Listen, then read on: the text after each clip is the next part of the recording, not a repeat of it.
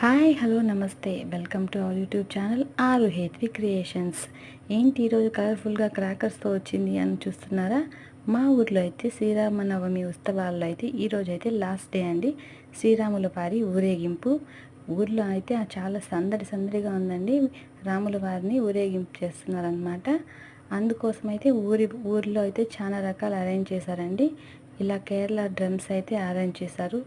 చాలా బాగుంటుంది వినడానికి కూడా సౌండ్. మా ఊర్లో అయితే ఇలా అరేంజ్ చేశారు.